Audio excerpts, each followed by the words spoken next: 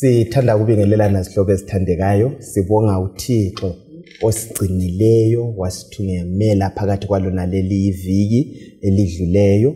Sesiqalisa iviki elitsha njalo lapho sitatitsha okunye ngoJesu. Mina engikhulumayo ngoAmos Maforo, ngizanxusa izihloko zami abangani bami namhlanje ukuthi balibingelele labo baziveze ukuthi bangobani. Salibonani babukeli labalaleli, sisamukelana kusifundo salamhlanje okhulumayo nguRuben Ngwenya. Salibonani bathandeka indawana ngendawo, siyabonga ukuba ndawonye njalo kusifundo sethu sakuliviki. Mina ngusiboneni Mhlanga. Salibonani lonke, igama lami nguJack Thulani Moyo. Sizaba lomthandazo singena esifundweni esikhulekene. Obusezulwini siyakubonga ngethuko usiphe lona njalo lokuthi size elizweni lakho sizothola okunye ngawe. Sicela usize ngomoya wakho engcwele ukuze emva kwesifundo lesi singabi lolwazi kuphela lwengqondo kodwa lempilo zethu ziguquke. NgoJesu Kristu ngiyakhuleka. Amen. Amen. Izihloko ezithandekayo ngiyalinxusa ukubana sithathe amaBhayibhili ethu nezipele zethu lama pen ethu sibhale sibuze njalo statiche ndawonye. Kuleli viki kusifundo sechumi lapho esikhuluma khona ngesihloko esithi osekufike kuwe ukugcwaliseka kwezikhathi. Kukota lebe sitatitsha kakhulu ngesiprofeti ngemifanekiso uchazwa isiprofeti. Kulona leli viki ngokufanayo sikhona lapho ikakhulu isikhanyela imifanekiso, sizakhanyela ama passages achiyeneyo, indatshana ezitshiyeneyo eBhayibhelini lapha ezikhomba izikhathi esesiphila kizo namhlanje.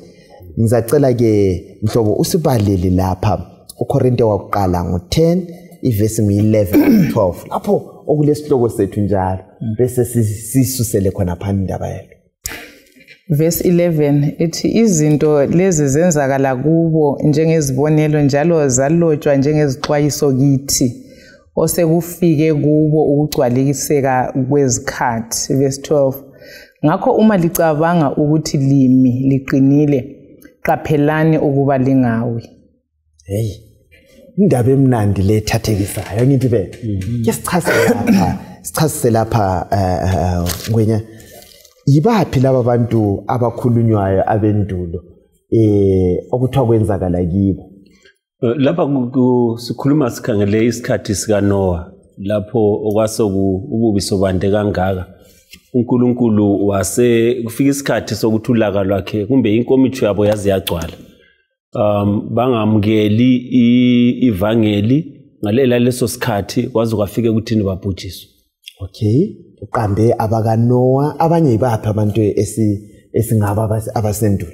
So labe Sodoma le Gomora abanye bakhona futhi. Yes, iSodoma le Gomora Jack. Yes, endulo kukhona okunye esikufundayo kibo bona labana beSodoma le Gomora. Mina bengifisa ukuqamba uhambo mhlambe lukaIsrayeli ephuma ebuqilini esiya elizweni lesithembiso. So inkambo yonke kaIsrayeli wayizolo iveza inkambo yethu njengamaKristu kuJesu. Kakhulu. Inkambo indatshana zonke silazo lezi ziyasivezela kukhona okunye esikufundayo. Yikho lapho Paul atsho khona ukuthi izinto zonke lezi zenzakala kibo kwanganye ngezibonelo kwaba njengezibonelo. Sizabona siqhubeka ngezifundo zethu kumaviki alandelayo ukuthi sabe siqamba abanye abalingiswa abakhona lokwakusenzakala akwenzakalanga nje kuphela. iBhayibheli liphefumulelo yilizwe elinjani eliphilayo. So kuleli viki sizakhanyela okuke kwathintwa nguNgwenya abangala abaphinda ngale kwaZamcolo sikhangela abeSodoma leGomora bese sikhangela ikakhulu sikhangele okwenzakalayo ngesikhathi sikaDaniel ekhuluma ngeprophecy okwakuza kwenza isihlalo ukwahlulelwa kwabantwana bakaNkulunkulu. So sizafithizela sikhona lapho isifundo sethu kakhulu sikhangele ukuza kwenkosi yethu uJesu, siqhathanisa lesiprophecy sikhangele lethabanekeli sanctuary message. Umlimo lo musangana ngaba lathi asisize nxa siyaqhubeka sitaticha sonke size sizwisise ukwahlulela kukaNkulunkulu, ukuthi nxa sikhuluma ngokwahlulela sikhuluma ngani kahle kahle. Nxa singenisa khona phomaforo kulento engiyifundayo ngoNkulunkulu ukuthi kuthi ukuthi nxa imemory text yethi sithi izinto lezi zibhalelwe ukuthi zibe yizifundo kithi thina sizaphila esikhathini sokuphela. Ngicabanga ukuthi kuthi ukuthi kakula lutho ngabe bekungela lutho kumele silufunde bekungeke kulotshwe phansi ngitsho ku context leyi kodwa kubhalelwe ukuthi thina nxa sikufunda sibe lolutho esesala silubambile sibe lezifundo indlela abayithathayo nxa yayindlela eyokubhubheni singayithathi nxa kuyindlela yokulalela uNkulunkulu eyokuphileni senelisa ukukopa kibo. So izinto zonke uNkulunkulu ziletha ukuthi thina sifunde kibo abayizolo. Ikhwenguzwisisayo kakhulu. Sohlwa ngikhumbuza umza thatheka ethi ufuna ukuthatha uhambo luka Davida thatha ikhosikazi laUriya uthi kundatshana zonke zika David uthathe yona leyo kuphela umbethi mina ngikopa uSolomon hayi sithatha okuhle sakutholayo. Yebo Jack ahunye nanza ukuthi kule nto ekhulunywa ngabelungu mento ukuthi umuntu ohlakaniphileyo kafundi kuphela kuma mistakes akhe kodwa ufunda kuma mistakes abanye ukuthi yena engayenzi lokho abakwenzileyo. Ngohlanganisa le comment kaMama laphantayi uNkulunkulu ubhala konke lokho ukuthi singangeni esilingweni sokufunda kuma mistakes ethu kodwa sibona omunye umuntu wakwenza kwaphetha njani njalo kusamela ngalami ngenze ngendlela yakhe kakhulu. Lo wawele egodini ungayiwela la egodini angithi vele sizacela lapha sike sikhangele usambulo ngo6 esincane kungu12 sisiya ku17 sike sikhangele indaba yewundlulele indaba yewundlulele. Verse 12 uthi ngakhangela lapho livula uphawu lwesithupha kwaba lokuzamazama okukhulu komhlaba ilanga laphenduka laba mnyama chu njengelembu lamasaka elenziwe ngoboya bembuzi inyanga yonke yaphenduka yaba bomvu okwegazi izinkanyezi emkhathini zawela emhlabeni njengemikhiwa yamuva ikhithika esihlahleni somkhiwa lapho senyikinywa ngumoya olamandla umkhathi wahlehla njengomqulu ugoqeka kwathi intaba zonke lezihlenge kwasuswa ezindaweni zakho amakhosi omhlaba lamakhosana lezinduna zamabutho lezinothi labalamandla lezigqili zonke kanye labantu bonke abakhululekileyo bacatsha ezimbalwini kanye lasemadwaleni ezintaba babiza izintaba lamadwala besithi welani phezi kwethu lisifihle ebusweni balo ohlezi esihlalweni sobukhosi kanye laselakeni lwewundlu ngoba usuku olukhulu lolaka lwalo selufikile pho ngubani ongema na khanya kumanga kuhle lapha ngubani ongema engikutholayo ulaka lwewundlu iwundlu liba lolaka njani kwe okukhangelelwe ukuthi bakuthiwe ingonyama ilolaka kuyazwisiseka ngoba yona vele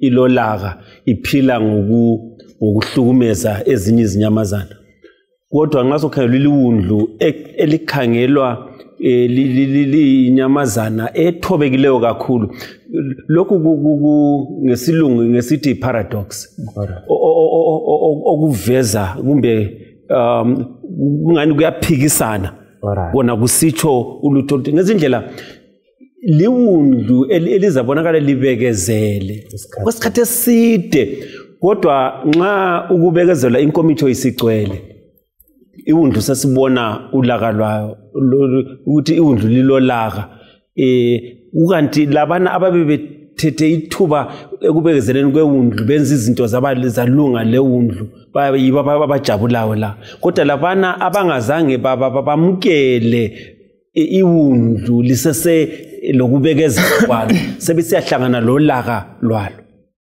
ukhala laba sebelahlile kahle kunjani lapha vele kangazi athi izintaba just manje umuntu usofuna ukuthi ungcono ukuthi welwe intaba ukuthi bona khangelana lalo lulaka olewundlu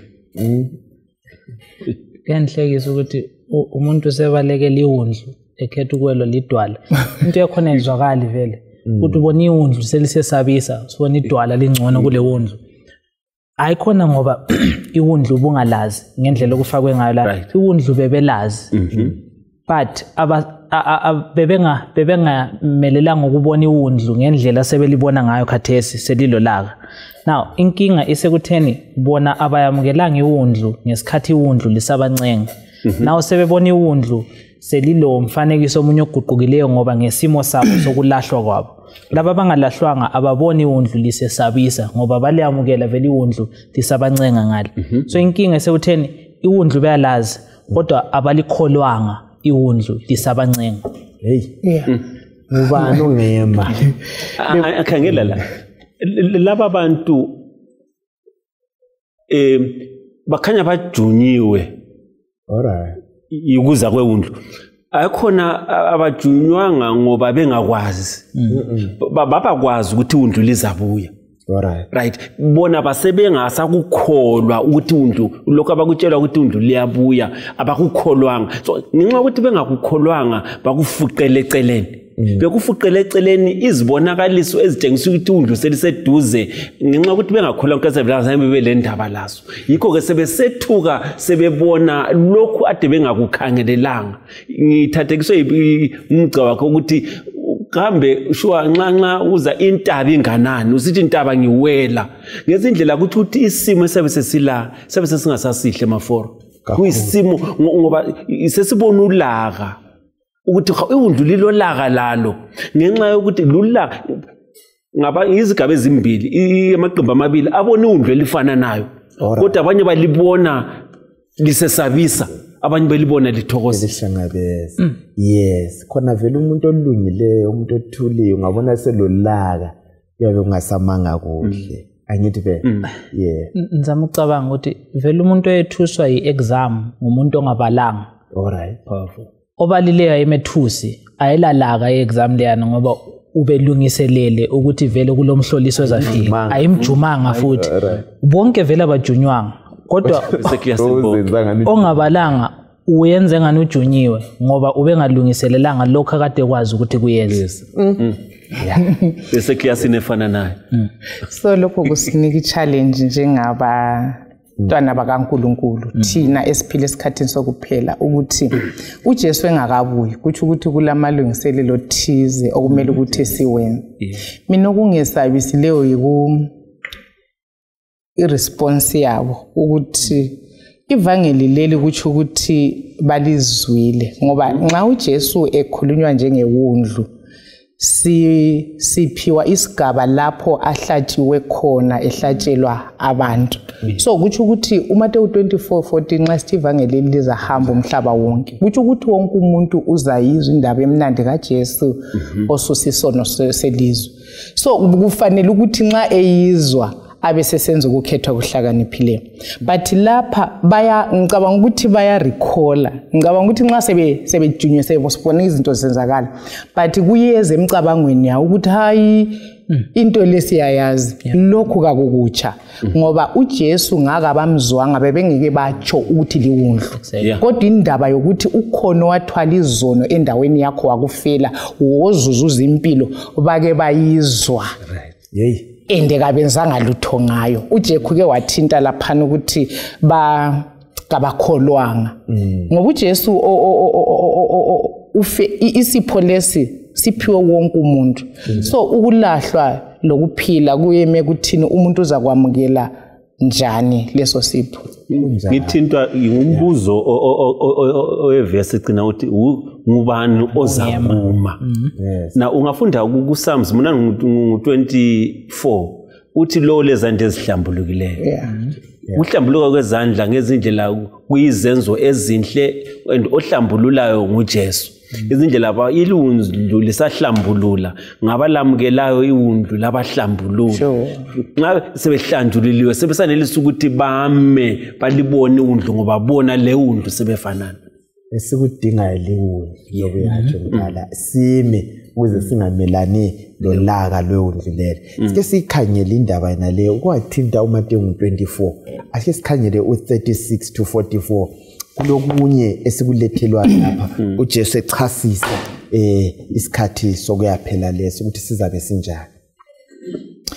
Verse 36 uthi kakho owaziyo ngalolo suku kumbe ngehora hatshi kanye lezingilosi zasezulwini kanye lendodana kodwa ngubaba kuphela. Njengoba kwakunjalo ezinsukwini zikaNoah kuza kuba njalo ekufikeni kwendodana yomuntu. Ngoba ezinsukwini kungakabi khona uzamcolo abantu babesidla benatha bethatha njalo besendisa kwaze kwaba lusuku uNoah angena ngalo emkhunjini. Futhi babengazi lutho ngalokho okwakusiza kwenzeka uzamcolo waze wafika wabachabalalisa. Kuza kuba njalo ekufikeni kwendodana yomuntu. Kuza kuthi amadoda emabili ensimini oyedwa uzathathwa omunye achiwe.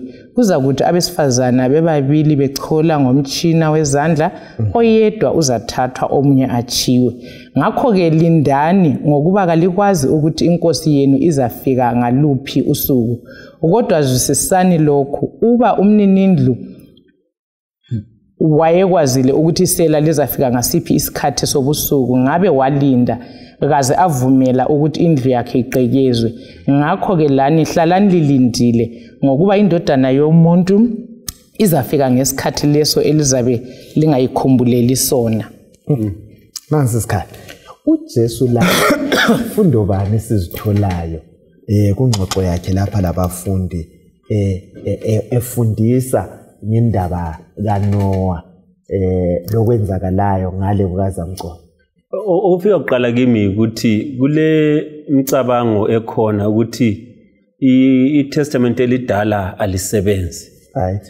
Kodwa lapha sibona uJesu ekhuluma labafundi ngefithizela okwenzakala ngale ngemuva abantu bathi uzamcolo azange bekhona. Ya inkolo eningi. Ithi kazange bekhona. Kodwa uJesu esimkholwayo wakhuluma labafundi ekhuluma ngokwenzakala kuzamcolo okuveza obala ukuthi uzamcolo wabakhona njalo bese kuveza obala futhi ukuthi nxa yena lo wakhuluma ngozamcolo uthi uyeza ukuthi kuzawukhala futhi kunjani kuqotho kakhulu.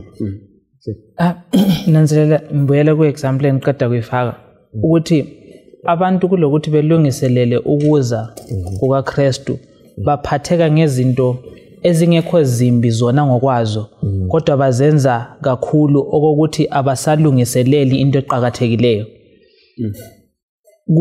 Kubadisiwe lapha nti bazabe bebhizi besidla ukudla ku right akwenza ukuthi ngingadla ngithi uthi mphile benatha ukuthi banathani lapha akuchasiswanga but unatha amanzi ku right. Ukuthatha lokwenda akusiyo ntembi kodwa baphatheke ngakho kakhulu okokuthi kucine kufiphaza umbono ukuthi kulokunye okuqhakathekileyo kulalokho okumele bekulungiselele. Baphatheka ngokuthatha lokuthathwa lokudla so much that abasakwazi ukuthi hayi sebekhohliwe actually not ukuthi abasakwazi sebekhohliwe ngento eqhakathekileyo ezayo later on. So kuphatheka lokhana ngenye inkinga ekhona eyenza bekhohlwe into eziqhakathekileyo. Uyazi sorry maforo uje kuthinta into eqhakathekileyo la. Ngithe ngifunda kwenye indawo omnye umlobo besithi khona lokho kuyisikhali sika Sathane ukuthi asuse amehlo abantu entweni ezimiphakade alethe kulezi zinto ezidlulayo. Abantu kathesi sinjalo sesiphatheke ngokudinga imali sesiphatheke ngokuzithokozisa sesiphatheke ngezinye izinto eziningi kakhulu. Amehlo ethu le focus sokusukile ekuzeni kwenkosi yethu Jesu. So yikho kwakuyikho khona ngesikhathi sabona ziningi izinto ezazibabiza njengoba kathesi kunenge okusibizayo imedia kulalokhu everyone khathesi sifunda iBhayibheli ukhona yini ohlala phansi azizithuba lokufunda iBhayibheli sitsho okuqinisileyo okunika ithuba but singavula ama pages phangisa kodwa sizinika ithuba loNkulunkulu ukuthi sifuna ukuyazi indlela kaNkulunkulu amathuba okuthandaza esiwachithayo anganani siqathanisa lamathuba esiwachitha kokunye okudlulayo so usathane izikhathi zonke uNkulunkulu nxa kulolutho angabeka ilizwi uNkulunkulu lo sathane ubeke lakhe so kulamazwi amabili aphikisanayo ebantwini kulokho kwawa usathane lo muntu so usathane ufaka abantu kube le veil kulolutho olusitha abantu yikho Jesu akuxwayisayo lapho ukuthi lani lokho anti sithe uNkulunkulu uthe into lezi zifakele ukuthi thina singawele engozini efana nayo so uNkulunkulu ufuna ukusinika isixwayiso sokuthi lingangeni susana emehleni emhlabeni la nxa ivoice phela ivoice yezinto zemhlabeni iphezulu uyayizwa la ukuthi ayambiza and idemand ichokonoko but still is still small voice kamoya oyingcwele bekumele siyizwe ukuthi ithi hlalani phansi nditshengisini khangela lapha ukuthi ngizama ukuthi ngilendele imicolo ungakhangela ku television from 6 khona phana kulama soap lana landelana ama 30 minutes kuze kwecha wa 9 ungazikhangela ungena njani umthandazo khona phana awulazikhaya yeah sekhe sikubambe singathi thina ayisehlukile ngokolabo kaNoah kodwa kukhona osokusisusile lathi njengeIsrael walamhlanje esesigxile kikho kakhulu osokuthethe amathuba emuthi siwagcine siwakhethe siloNkulunkulu right ingozi esilayo umsindisi wethu uthe njengosukwini zikaNoah kuzokuba njalo andilizwi lakhe aliweli phansi funa sike sikhangele indaba yesikhathi Jeff uchithe iminyaka engu120 echumayela ebatshela uhlupho lwaba sekukholweni ebatshela ukuthi kuzamcola uzokuza angithi phela abantu laba babetshelile ngilathi ngokufanayo siqathanisa ngoPetro 2 ngo3 verse ngo3 lo 4 uthi bakhona abahleka usulu khathi besithi singaphi isibonelo sokuza kwakhe kalokho thina sinsaphendukayo isemkhulu balizwa leli vangeli bathi ukuthi uyeza uza kuza nini ngiyabonga ukuthi uhle wayo khonapho ngoba vele bemfuna ukuthi inkinga eyenza abantu ngithi babe preoccupied ngezinto lezi esikhuluma ngazo ukuthi sizitshela ukuthi silesikhathi alright eside yikho ngizothi ngcono ngibe ngibhizi ngalokho mhla sengibona ithiwa signs of the times sengizaqala ukulungiselela now iverse yathi ukuthi hayi lina likwazi vele ukuthi uNkulunkulu uyabuya nini ngokunjalo kumele vele uhlale ulungiselele every day akukushithizele lokho Jack njengomuntu omutsha abantu abatsha bathi balesikhathi still too young ngithaba kakhulu kusuka kuwe la awulasikhathi angithi isikhathi asikho ezandleni zami awuwazi angikwazi lokuthi uyabuya nini ngabe bengikwazi ngithanda khona ukuthi asikwazi ngoba ngabe besikwazi besiyalungiselela okwe-fake mana ngitsho njalo ngoba mangikwazi ukuthi ugogo wami uyabuya evele egoli ngelanga elinje ngizazihlalela nje okwenyanga yonke but the day before efika ngizaklina indlu ngiwatch izinto ngiphe konke thole engazathi bekunje vele buye so uNkulunkulu kafuni silungiselele njalo ufuna kube yinto eyi-lifestyle yethu ukuthi vele sihlala semlungiselele kakhulu okunye ukukhangelayo babe izulu babengaze balibona lingaze line alright bezwa uNoah ekhuluma ngezulu laye angakazalibona yes bahle behlule bakhetha ukungakukholwa khonokho and khonokho ukungakukholwa yikho okwathatha impilo zabo lamhlanje siphila sinje akekho umuntu okwalibona izulu alright kulo sulu abantu bathi hayi akulazulu abanye bathi kulezi izathu eziningi abantu abazinikayo so ukuthi kudinga lapha ukukholwa ukuthi yena lo okhuluma ngalezo zinto uthembekile singehluleka ukumkholwa uJesu ukuthi kulezulu elizayo ezulwini naso esihambe sizakhala ezintabeni ukuthi zisifihle njengalokhu babakhala bathi Noah sivulele sebelibona izulu ngoba nxa usulibona akusela faith akusela kukholwa ngoba uyakubona ukukholwa ukukholwa kwethemba ezintweni ezinjani ezingabonwa ongakazi ukubona ukukholwa ukuthi kukhona madoda ngifisa ukungicela ukungezela lapha Maforo umne wethu uthinta indaba kaNoah uNoah ungabalima eHebrew 11:7 kuthiwa uNoah ngokukholwa esexwayisiwe ngezinto ezazingakabonakali kuthiwa ngokwesaba okungcwele wakha umkhumbi ukuba ahlenge abendlu yakhe ngokukholwa kwakhe wawulahla umhlaba waba yindlalifa yokulunga okuza ngokukholwa ngo-1888 lapha no-A.T. Jones bechumayela indaba ye-righteousness by faith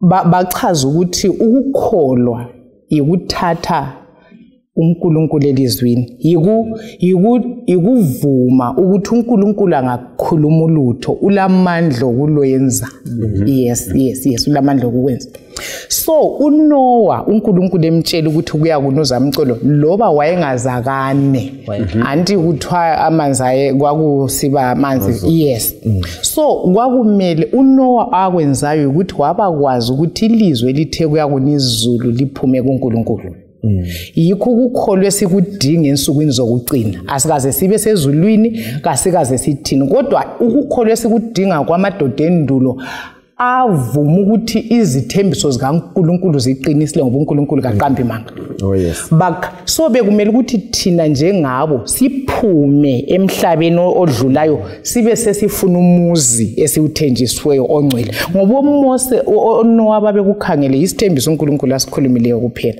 so ngicabanga ukuthi yikho esikudingayo and okubuhlungu Maforo ukuthi ngithe ngifunda ngendaba yeflood kuthiwa even scientists could prove beyond reasonable doubt ukuthi akulazulu elingana livela phezulu science isiphethe so esandleni yayisinika ukuthi akulokho angeke kwenzeke but because uNkulunkulu ukhulumile akulandaba ukuthi abantu phansi la lokho abakucubulungulayo baphume so uNkulunkulu kasinika ukukholwa kunjalo ukuthi ilizwi lakhe silithathe njengoba linjalo la nxa abakhangele ngokulwazi olukhulu bangasibisela lokuphi etafuleni zethu Alright.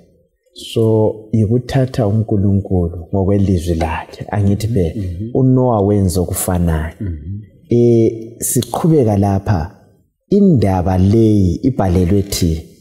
Yiziphi izono zendulo ngesikhathi lesi ezenzakalayo khathesi esizibonayo lathi siphaphame phela nxa sifunda lokho sifundo bani esisifundayo esimele kangani siyasiqaphela singa ngemakhaya sijulisa imkhumbulo esikhangele uGenesis ngo6 iverse ngo1 usiya ku8 siqathanisa lama verses ke sabala lapha ikakhulu Mateyu ngo24 iverse ngo37 to 39 yiziphi izono esizibonayo ezenzakalayo mina ngudobhileyo ukuthi kuthiwa abantu ungafunda kuGenesis 6 lapha ithi abantu ingqondo zabo zazizimbi kanjalo kokuphela kuqhubeka lesono ababesicanda Maforo ababesidivise sasiba sitsha usuku ngosuku endokunye ithi khona even lokuthi kwenzakalayo la khathesi ulanisa khathesi yes ingqondo yomuntu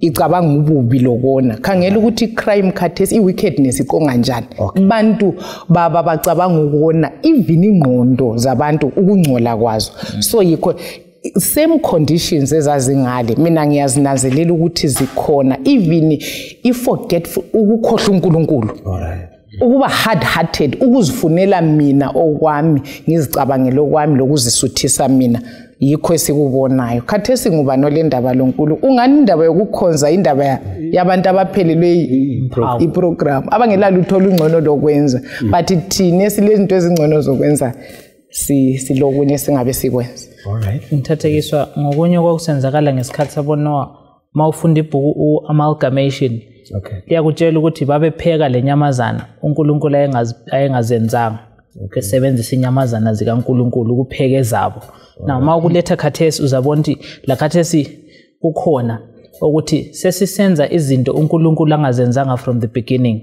ngizafaka example lay ukuthi mina nginje ngivuke kusasa Maforo ngithi mina sengingumama sengipheke into uNkulunkulu angayenzanga ngizalwa mina. So uyabona ukuthi kusukela ebantwini even ungikhangela nje ku science yakhona uyabona kulezinye izinto esesizenza uNkulunkulu engajonganga ukuthi zibe khona. Now ngokunye kuedela ezonweni ekade ekhuluma ngazo mama ezazisenzwa kudala esezisenzwa la khathesi. Ngicela sihlanganise ngibona kuyakhambelana le Sodoma le Gomora ngiyakubona izono zakhona khona okhwana kwakusenzakala ezonweni lapha nje khona wawuqambe kuhle izono ze Sodoma le Gomora ungaziqamba nje kuphela anayithi ubona kakhulu okunye i sexual immorality ukungaziphathi ukuziphakamisa yini pride ngesikhiwa kulenye listiwe lapha nathiwa ukudla usuthe kakhulu ukuminza exactly ubuvila ibala lakho nathiwa idleness ukuhlala nje ngokuhlala ngingenzi lutho kube le ndaba yokuthi asiphathi kahle abampofu labangela lutho lokho ngokunye ngutholeleyo kuma verse eswaphiwe lapha angithi phela sixoxa lapha mhlobo ngicomvulela uJuda u5 iverse ngo5 usiya ku8 sikhangele yona leyo singakhangela namakhaya even uPetro wesibili ngo4 kusiya ku11 sithe sizihlanganisa indaba lezi ezikaNoah lale eSodoma leGomora indaba yokukholwa le antuthe 120 years kwaphenduka umndeni wakhe ubalile uHebrew 11 verse ngo7 singakayi lapha ukuthi singathi waphumelela kakhulu. All right. Kakhulu. Ngoba angithi oya nxa wayethunyiwe. All right. Ethunyiwe wayesiyahlanyela. Ekuhlanyeleni kulokunye okumilayo kulokunye okungamiliyo. Awulamandla ngokumilayo lokungamiliyo. Wena kuthi uhambe kwenzenjani? Hlanyela.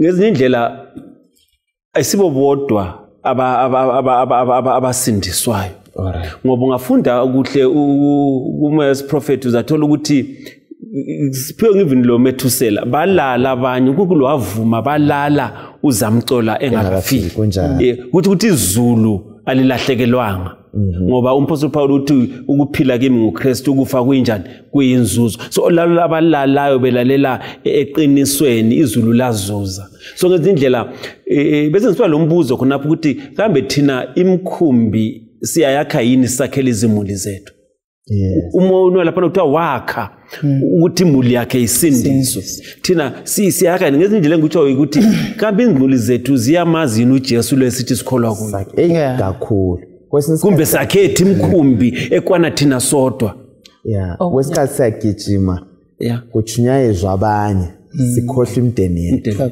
yona ibe yesalayo khona vele ukuphumela kalokhu mina lawe sikhona sisizukulwane sikaNoah umhlaba ugcwele ngabantu so yes ngilombuzo ongani ungahlupha uNkulunkulu vele wayemnikile yini target uNoah ukuthi chumayela ngiexpecta ukuthi abangaka besindiswe kumbe wathi batshele ukuthi kulento ebuyayo abalungiselele bekhetha oku right all right awungela all right wawufuna ukusindisa all right okay kusubisela kulokhu umloba kuthintiliyo mina bemfuna ukuthi ngidife ngilandela lo umcabango kaJekho ukuthi mina ngelihlo lami lanamuhla yes 8 only besindisiwe abantu kuchuma njalo ukhangela iperiod yokuchumayela a century and 2 decades isikhathi side lesi so ngicabanga ukuthi ngelihlo lami and elo muntu kaThesi bengingabone ngani hayi indoda le yehluleka dismally wehlule kuNoah and khonokho futhi kuyasehlela kaThesi nxa sichumayela ivangeli akusehlelini ngwethu ukuthi la ungacha 3 weeks 2 weeks kuzuza ukuthi hayi sibabaliza abantu ababili hayi vele sabe sifaka 1000 ePA system in liyakubona sekutsho ukuthi kwesinye isikhathi kuya ububa ngabantu but umcabango olethwa nguJack ivangeli leli kuthi alichunyayelwe libe yibufakazi ukuthi bangaka baphenduka kasiphiwanga inani kodwa uNkulunkulu injongo yakhe ukuthi kungabhubhi la moya uNkulunkulu ufuna abantu bonke baphenduke but kasiphiwanga and khona lokhu ukuthi abaphenduka bebe balutshwana kuya discourage but Noah wama ethembekile kwesisikhathi abachumayeli singacaca ukuthi kumbe yimi ngingakhuluma imessage kuhle kumbe kunjani but kuyasifundisa maforo ukuthi siqhubeke simemeza sitshela abantu ukuthi babuye kuJesu why omunye ungafunda lapha uJohn 4:37 uthe omunye uyahlanyela omunye uyathelela omunye uyavuna so izigaba abachumayela sivume nini ukuthi kwesesikhathi uhamba endaweni usiyahlanyela omunye ozalandela emuva uzafika athelele omunye kube lesivuno esikhulu so njengabachumayela asivumeni ukuthi kasikambiseni ngokuthembeka I think leya asikhangela uJuda leyana sike sikhangela kakhulu indaba yezono lezi ezenzakala emhlabeni lokwenzakala ebandleni verse 5 yes 5 uthi lanxa selikwazi lonke lokho ngithanda ukulikhumbuza ukuthi inkosi yakhupha abantu bayo eGibhithe kodwa muva yababhubhisa labo abangakholwanga lezi ngilosi ezingagcinanga izikhundla zazo zamandla kodwa zadela ikhala lazo lezi wazigcina ebumnyameni zibotshwe ngamaketane angaqamukiyo zilindele ukwahlulelwa ngosuku olukhulu ngokunjalo iSodoma leGomora lamadolobho aseduzane azinikela ekuxhwaleni kobufebe lokonakala ayisibonelo salabo abezwa isijeziso somlilo wanini lanini ngokunjalo abaphuphi laba bangcolisa imizimba yabo baphike ukukhokhelwa bachothoze lezidalwa zasezulwini verse 8 siyabonga emakhaya singakhangela lo Ezekiel ngo16 verse ngo46 usiya ku50 Petro esibili ngo2 verse ngo4 siya ku11 kule ndaba ezithathekisayo esizwayo ngeSodoma leGomora ngifisa sikuhlanganise ngalindlela ukuthi lapha izono lezi sesizizwile sesiziqambile angithi phela ezazisenzakala mantuli ngifuna sibuye la ebandleni likaNkulunkulu kuIsrael kukhona yini ukonakala okwenzakalayo okusitshengisa ukubana umhlaba onakele soze kungena la sebandla kukhona singananzelela esinye sezono ezinkulu laphana eSodoma isono esithiwa yiSodomi esikubiza lamhlanje kuthiwa ninkotshana right lamhlanje kulamabandla alwisayo kulama organization alwayo athi bona udinga ukuthi abantu abanjalo babe ngamalunga bamukele uNkulunkulu abamukele uNkulunkulu ngezindlela sifuna ukuthi sibhabhathize into errongo ukwenzela ukuthi sithi isilungile ngoba isibhabhathiziwe ngoba siyayamukela sibone ngani ilungile uNkulunkulu akaguquki okwenza abhubhise iSodoma sokusenzakala lamhlanje ngezindlela kusiveza obala ukuthi umhlaba lo usuzabhujiswa ngoba uNkulunkulu aluba engekela ukubhubhisa abantu beSodoma nxa bengavuswa bengenza umvukelo ukuthi uNkulunkulu sixolisa ngalokho anowakwenzayo okay uNkulunkulu kaguquki isono uyasizonda ungakhathalekile ukuthi thina sesisithande okungakanani yes so asiqapheleni sona uNkulunkulu uyasizonda lasebandleni loba singazisenziwe ngamalungu ebandla uNkulunkulu unjani uyasizonda yebo nje ngizama ucabanga ukuthi nxa sicabanga ngeTemple sanctuary okukusenzakala ukuthi umuntu wayehamba ku sanctuary engcolile efisa ukugezisiswa efike ngale efike chizono zakhe ebuyele kibo eseguqukile esehlanzekile mana ngisho njalo now akuguqukanga lakhathesi kumele umuntu maye ebuya kuJesu ebuya enkonzweni ubuya vele ungcolile awubuya uclean but mawufika laphana kumele uphume ungasafani inkinga yethu mbona isekutheni thina sesifuna ukwamukela abantu bengcolile behlale bengcolile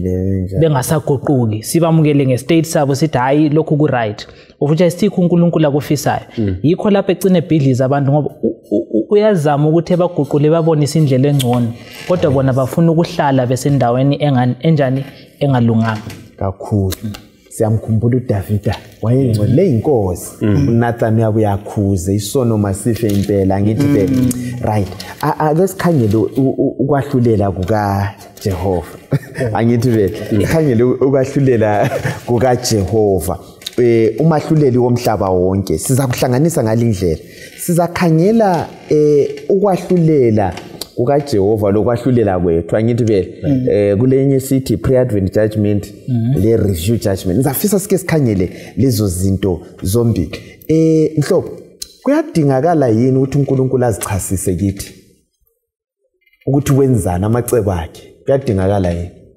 ayakudingakala njengoNkulunkulu right kodwa simthola uNkulunkulu ethatha inyathela lokuthi azambule kithi ukuthi uyini futhi kungane senza lezi zinto right khonokho mhlobo kusenza sizwisise kuyasincedisa ngoba ku grade empini leyi esiphakathi kwayo vele iissue at stake isimilo sikaNkulunkulu usathane uthi uNkulunkulu indalo yakhe lana angakakuthande nguyolochuku umthetho wakhe awugcineki kunjani njani so uNkulunkulu nguye omele ukuthi ekwahlulelweni la sibone ukuthi yena uphuma clean ophuma engcolile ngubani so yikho uNkulunkulu ethatha lelo xetsha ukuthi azambule ahlale lo muntu phansi ukuthi akungcinge lokhu yikho engikwenzileyo lokhu yilita ethathele ngithanda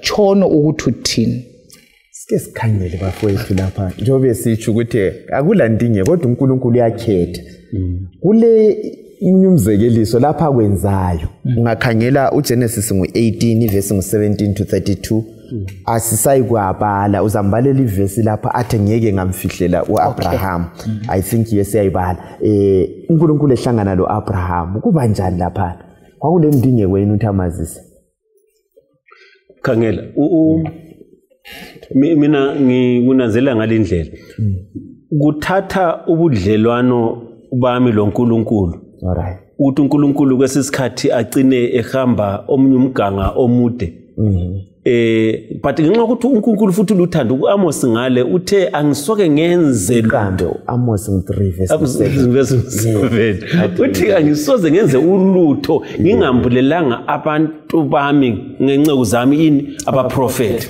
now khangela isono sesodoma sesikhulu kakhulu uNkulunkulu wehla simbona esehla elengilosi ezimbili befika kuAbraham usesithuma ingilosi ezimbili ukuthi ziye eSodoma usale ekhuluma lo Abraham ngenxa yobudlelwano ababelabo uNkulunkulu abesezibuza ukuthi kambe singamfihlela yini uAbraham umngani wethu lokho esiyakwenza bese ngisiba lo mbuzo ukuthi kambe mina ubungane bami lo Thixo bunganani ukuthi aze abone kungcono ukuthi angangifihleli ezinye izinto mhlawumbe abanye abantu abangazizwanga uAbraham ngingabudlela ngiyayimagine ukuthi ekhuluma Abraham ethi uNkulunkulu ungathola abantu abangu50 yes ehlathi uNkulunkulu ngicela ukubuza kokugcina ungabathola beka ngoba wayekhuluma ekhumbula imuli kamntana kamfo wabo anikhume ngomkhumbu ukuthi kambe thina isakhe imkhumbu wabona ukuthi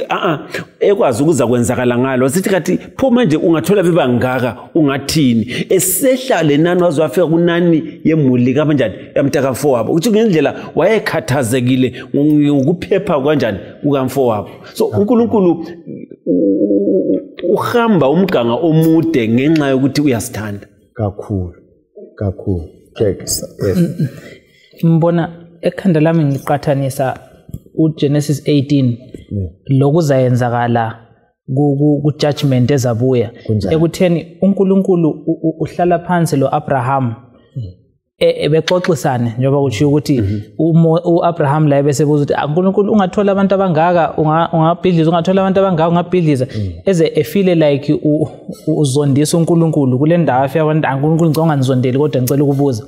Now lokhana kusinika umfanekiso ukuthi ngesikhathi esizayo kuzaba losuku vele esizahlala khona lathi lo Nkulunkulu sibuza ukuthi kanti uNkulunkulu lapha na kwenzakalani ukuze sizwisise ukwahlulela kwakhe. Now into zakhona zi4 engizibonileyo. Okwaqala ikhona lokho ukuthi i-judgment lay yiyo a central theme. Okwesibili enza kuthinta ngizacina ngakho ngoba isikhathi sethu amfuna uthathela umama lapha ni-comment.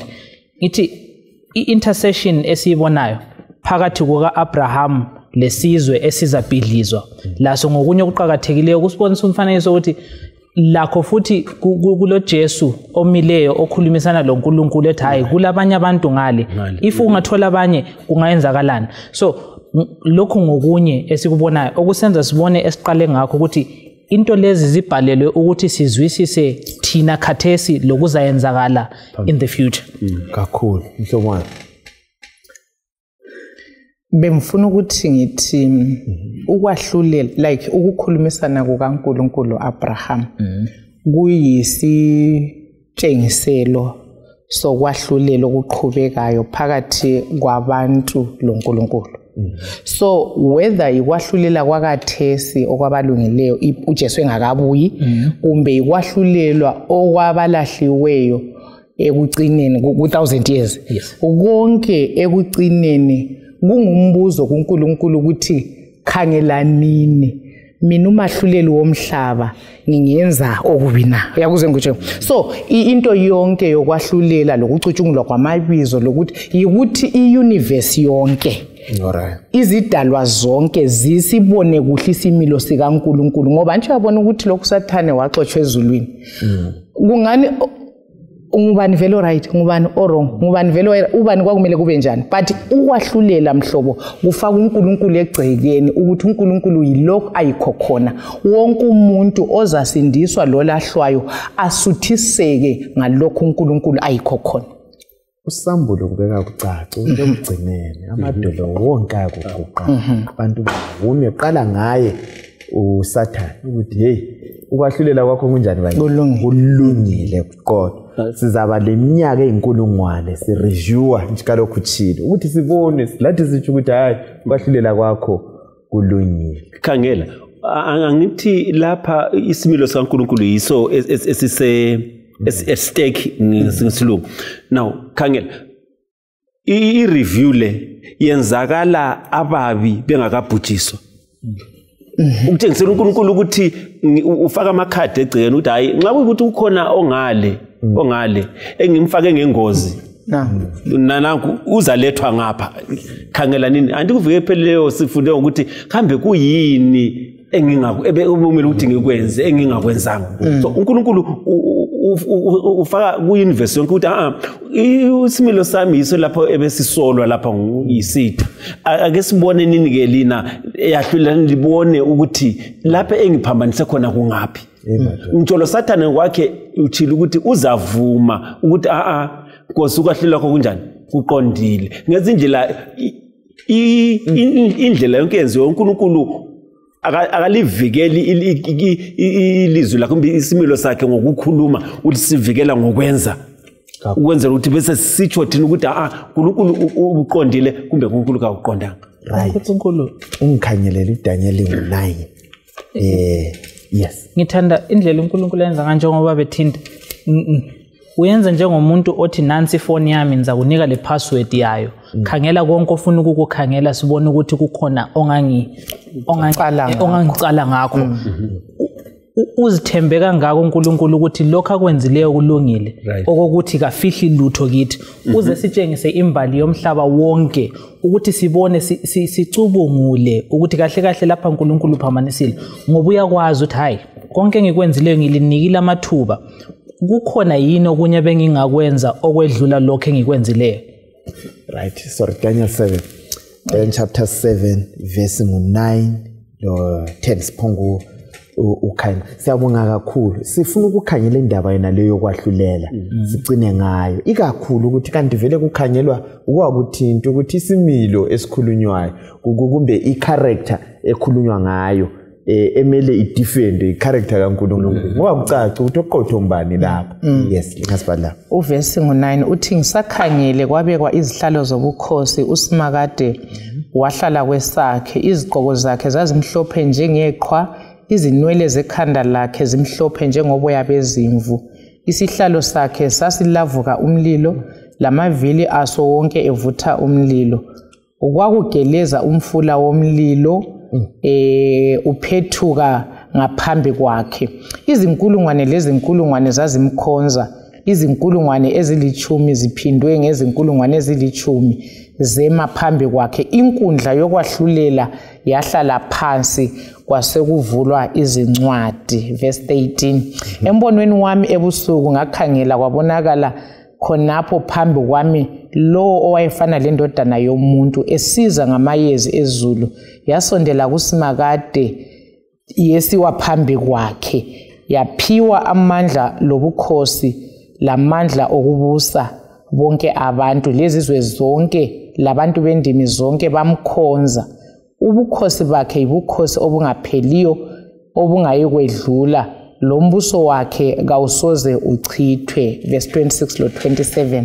Kodwa umthethwandaba uzahlala phansi, amandla ayo asuswe abhidlizwe okwanini lanini. Lapho-ke ubukhosi lamandla lobukhulu bemibuso leyo ngaphansi kwezulu lonke kuzaphiwa abangcwele, abantu bakhe ophezu konke. Umbuso wakhe uzakuba ngumbuso ongapheliyo, njalo bonke ababusi bazamkhonza bamlalele. Hey, asisiphetho sendaba. Right, lapha asiucombeni umpikitsha lo ngamafitshane nje kuphela ukwahlulela. Yeah. Kwahlulelwa bani lapha? Ya, oyetheswa icala mbani omele aphume emsulwa. Mbonani singakafiki lapho bekungaba kuhle sibuyele emuva ngale. Siyakhumbula ithabanekeli elenziwa elakhiwa nguMose uNkulunkulu ethe ulakhe njengalokhu umfanekiso engubonise wona sisentabeni. Wawusithi umuntu angona abuye elenyamazana afike avumi, fake izandla zakhe phezu kwekhanda avume izono zakhe, symbolically izono zisuka kuye ziyenyamazaneni bese phiwa ingqamu ubana bulala inyamazana. Impilo yakho konke ukuphilayo isegazini bese uthatha igazi umpriest angenela lo ayelichela kuveil. Yes. Okungale khona kwakulomthetho wabo wephulwe. Umthetho ubusu ukholwa ukuthi isoni sesifile. Konke leyo kona ingonjani iyikufa. Kanye ngomnyaka umpriest omkhulu wayengena ke ayekwenza inkonzo yokuhlambulula izono zonke ezisethempelini zisuswe. Abese siyazibeka phezulu kwembuzikazi azeli ibisixotshelake. So kwakungumfanekiso owayephiwe uIsrael ukuthi sinanzelele ukuthi sisindiswa njani. Lo mfanekiso wawufanekisa okusezulwini khona manje. uJesu ungene ngo1844 esengena endaweni engcwele njengompriest omkhulu usesiyahlanza ithabanekeli. Ithabanekeli lihlanzwa sokususwa izono ezivunyiweyo eziza kubekwa phezulu komnikazi wazo.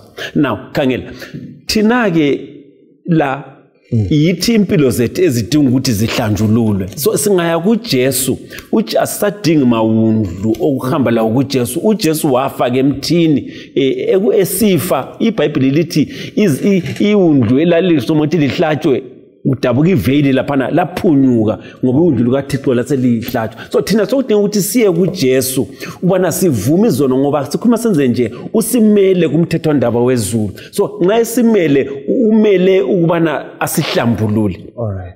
Ngezono esinjani esizivumayo. So thina ke ithuba esilalo elihle lona lelo ukuthi esasincengela umthethwandaba akula court umthethwandaba obakhona ingunaphakade uyangena icala lingene kulethwa ama witnesses indaba yakhona isongwe bese kusiba le verdict. So i-verdict iza kwenzakala nxa isenzakala i-verdict uJesu nxa eqeda lumthethwandaba umusa uyavalwa. Alright. Siyabonga ngwenye ngokusifinqela lindaba yokwahlulela. Kulokwahlulela okwenzakalayo ezulwini. Khona manje asiphileni njengabantu abaziyo ukuthi kulani kulokwahlulela. Jack. Hayi ubaba usekuthintile laphana. Ngithanda kuphela isiphetho sendaba. Record. Okokuqala i-character esikhangelayo ehlolwayo ngekaNkulunkulu. Yikho kuvulwa amabhuku ukukhangela ukuthi yena ukwahlulela kwakhe kulungile yini. Then i-verdict emva kokuba sokubonakele ukuthi ukwahlulela kwakhe kulungile. Laba abakade bekhethe ukumlandela bakholwa kuye sebephiwa umvuzo ababewuthenjisiwe lapho bekholwa kuye bengakafiki kusikhathi lesi okufundwa ngaso lapha. Right. Yes, hlobo uyibambe uyigoqe kahle indaba le yokwahlulela siphetha sithini. Alright, izolo abayizolo bebesithi nxa umpriest omkhulu esendaweni yokuncengela bese lengaphandle lapha owabo umlando ubuye ukuzisearcha ukuzicinga enhlizweni sikhona yini isona esiseleyo funa ngife umpriest angaphuma izono zingalungiswanga. So khona lokho kuthi ukuthi kithi esiphile esikhathini lesi ukwahlulela sokusenzakala ezulwini silomlando ofanayo ukuthi kasambeni kuNkulunkulu sivuma izono deep heart searching bekume ukuthi khathesi sibe sizicinga ukuthi silungile yini phambi kaNkulunkulu kodwa sikunanzelela futhi ukuthi kasamukelwa ngokulunga kwethu. Ukulunga kukaJesu sembeswa ngakho yikho Psalms 32 esithi ubusisiwe osibekele osiphambeko sakhe sibekelwe kudinga igazi likaJesu ukuthi ngokulunga kukaJesu thina nxa simamukela njengenkosi lokho kulunga kuphiwa thina. So yiwo umlando esilawo ekupheleni kwesikhathi uma ipriest uzaphuma endaweni yokuncengela umbuzo ukuthi esakho isono siyabe sisetshekilwe sisithekelwe yini. Imagine phambi kompriest ongcwele lezono zakho kade zafihlwa imfihlo zonke olazo ungaphepha ngayiphi indlela. Siphendula umbuzo lowana ngubani ozakuma na ngulo kuphela ozono zakhe zivuzile. Angithi phela singavuma ziyathetheleka uthembisile ukuthi njengentshonalanga nempumalanga uyazahlukanisa aziphosele kujuleni kolwandle. Isihlobo esithandekayo akudingeki ukuthi sethuke asizeni kuJesu uzasenzela izimanga. Singabala ngemakhaya kwalo Prophets and Kings page 583 usiya ku 586 uyaveza ukuthi akudingeki athi ngamandla akho. Ibuko lika 118 kuvernacular kusihlabelelo sethu sithi umsindisi uthe awunawo amandla wena linda wenze njani ukhuleke letha kimi konke uza kusithwalela sihlobo esithandekayo. Asikuseni kuJesu akula angasenzelanga khona ukuthi sisinde. Asihambeni kuJesu singayi kumawundlu singayi ezimbuzini ezinkukhwini nasindiswa ngegazi lalokho. Sisindiswa ligazi kuphela elikaJesu Kristu. So indatshana zonke lezi bezenzelwe ukuthi zibe izibonelo. Kwathinta uJack yisithutha esifuna ukuthi size singene engozini yona. Uyatshela ukuthi kule godi wona ufuna ukuyangena egodini lona lelo. So asifundeni sikopeni singangenini kugodi elinjengalona lelo. Sizakucela uElder Ngwenya uza kusisa enkosini asivalele isifundo leso.